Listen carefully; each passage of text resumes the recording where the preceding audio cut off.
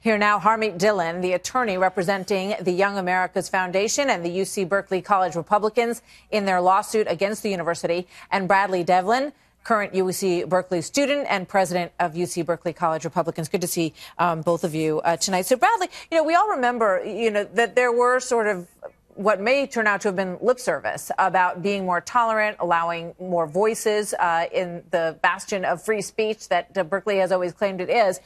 What have you seen in terms of the change in that regard this year? Martha, this past year, I've really been focusing on Ronald Reagan's words, if not us, who? If not now, when? So this lawsuit has that exactly in mind. On a campus where Antifa and other violent organizations are openly recruiting, this is a way that we can retain our right to free speech on campus while retaining that right for progeny, whether they're liberal or conservative. Harmeet, get us up to speed on where this DOJ lawsuit is right now, the backing of the DOJ in your lawsuit. Right after Ann Coulter's speech was shut down effectively by the university in April, we filed this lawsuit, around that same week.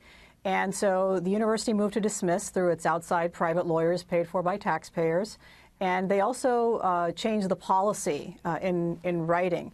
And so the judge agreed to allow us to amend our lawsuit to reflect challenge to the new policy. And the new policy is basically the same as the old policy, only using some different language. Instead of high-profile speakers, they're calling it major events, but it has the same constitutional defects that the Department of Justice has identified. So in the second round of motion to dismiss, the DOJ filed this statement of interest last week, and they agree that our lawsuit should be allowed to proceed and that the court should decide whether Berkeley has violated the Constitution by multiple unconstitutional restrictions on conservative speech on campus. So we're looking forward to our day in court, and we'll be arguing this motion in court in 2 weeks.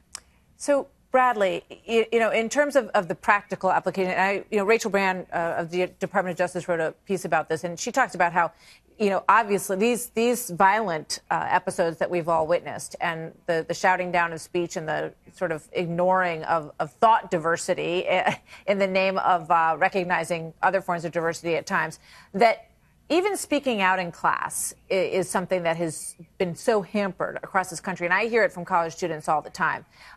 That's sort of almost in many ways even more important, perhaps, than the outward violence, which, of course, is reprehensible and no one wants to see. What's your experience with how that's evolving on campus?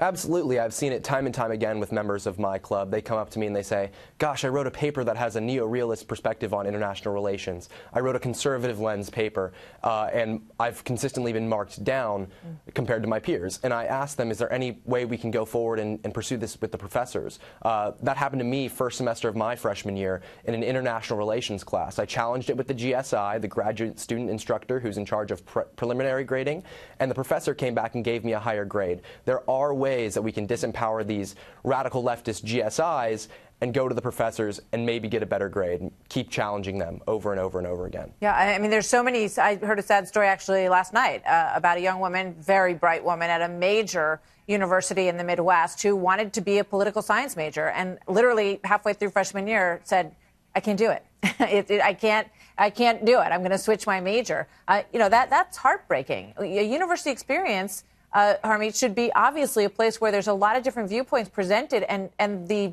debate over them helps you form your own opinions as a student. Martha, you're so correct. This is so disappointing to me because back when I was a student at Dartmouth College, I had very similar experiences to what Bradley and his friends and my clients are experiencing right now. 30 years later, I think the election of President Trump was used as a trigger by many universities around the country to really crack down. So we've heard of students being told not to speak about the president's victory. We've been told that it's racist to talk about border security on campus. And this is really progressivism run amok. And, it's fine for people to hold different viewpoints, but there's no respect on the left for the views of the right. So but everyone's viewpoint has to be respected. Illegal. That's the point. And that's right. It's really so it's fascinating to see that the Department of Justice is getting behind this, and we'll see where it goes. Thank you both for being here tonight. Good to see you both. Thank you, Martha.